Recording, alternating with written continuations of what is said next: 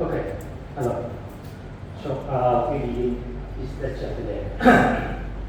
Okay, so in the last week you already studied about logistic regressions. This is also one of the major machine learning techniques. Okay, one of major classical machine learning techniques. This is still using in many field applications. For example, one of my friends who are working on the OL domain, he once told me that in order to analyze the data collected from the under the sea mine to see whether they have oil or not, they still sometimes still using logistic regression. And more importantly, you are also studying about the concept of cross centroid. This is very important because this is a major loss function widely used in most of NLP, most of modern NLP applications today. Even ChatGPT still, of course they are very complicated. They have many enhancements behind the scenes, but the main loss function still rely on cross centroid, still rely on probability distribution. Okay. Now after you understand the concept of logistic regression, you can understand quite easily the mechanism of neural network. But now I want to show you the basic principle of neural network before moving into the complicated mechanism behind that. Okay, so we consider a case of guessing the price of the house, and naturally, the larger the house is, the more expensive the pricing.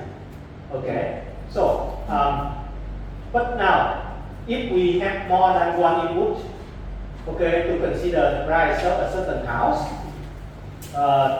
The size, of course, is important, but besides the size, you may want to consider another factors like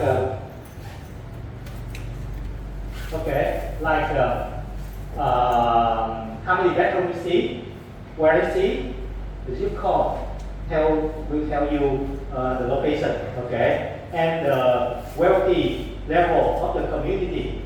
Okay, so this is the house, the case of the house. Okay, this example it happened in the U.S. Society. So if you have a chance to travel to U.S., you will see that the quality of the community is very important because it will affect the quality of the school. Okay, because when you located in a certain area, you have not the right to choose the school.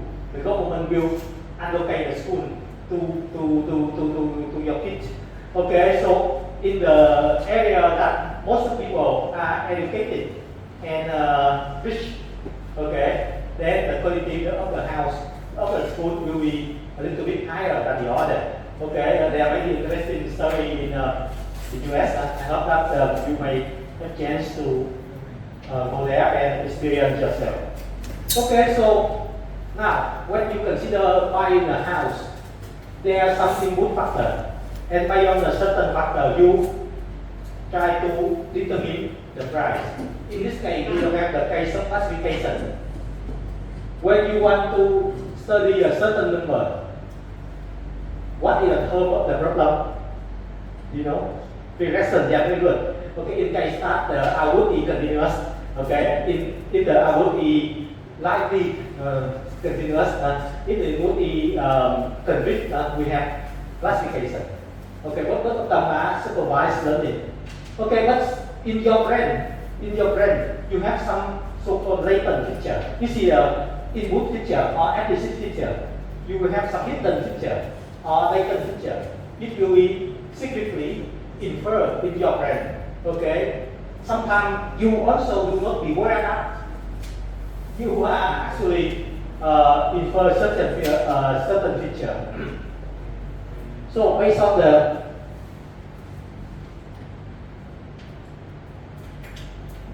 number of bedroom and the size, you may determine whether it's suitable for your family size or not.